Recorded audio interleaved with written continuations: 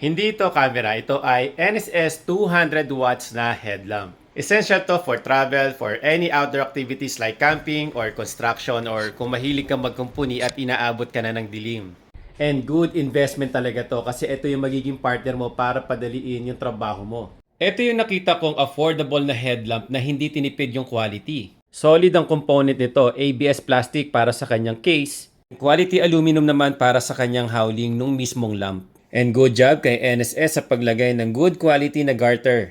Pati yung Tri-Glide buckle napaka-solid. Ito yung Tri-Glide buckle na matibay na sa hawak mo palang alam mong good quality na. Hindi katulad ng mga dating headlamp na nabili ko yung mumurahin. Hawak mo palang alam mong marupok yung Tri-Glide buckle at madaling maputol. Ito iba siya, talagang matibay. Hawak mo palang alam mong good quality na. Yung isa sa mahalagang tinitingnan ko sa headlamp ay yung mismong kinakabitan ng garter dito sa headlamp. Kasi yung mga dating headlamp na nabili ko, ang daling maputol ng mga kinakabitan ng garter mismong dito sa case, kaya hindi mo na magamit pag naputol na. So itong kay NSS, matibay yung mismong kinakabitan ng garter dito sa case, kaya okay na okay to sa akin.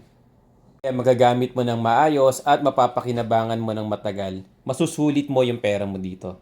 Unang hawak mo palang alam mong solid materials na yung ginamit dito at hindi yung mga mumurahin na low quality. At ang isa sa maganda rito ay Type-C ang kanyang charging port. Meron din siyang battery indicator at nasa ilalim ang kanyang power button switch. Meron siyang zoom out and zoom in. Meron siyang high, low, and SOS. High, low.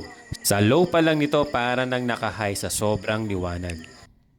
At ang isa sa maganda rito, natitilt ito para kung gusto mong mas makita yung nilalakaran mo or kung meron kang gustong ilawan sa malayo, pwede. At kung napapansin nyo na nasa ilalim din yung kanyang power button at saka yung charging port kasi pwede itong gamitin sa ulan. At hindi lang basta ulan, malakas na ulan kaya sigurado magagamit mo to at mapapakinabangan mo for any outdoor activities, search and rescue, anuman ang lagay ng panahon. 4,800 mAh ang kanyang battery capacity. Ginamit ko na to overnight sa camping namin. At hanggang ngayon ay full charge pa rin ang kanyang battery. Sa ganda ng quality ng NSS 200 watts headlamp na to, ewan ko na lang kung hindi ka pa mapa-check out.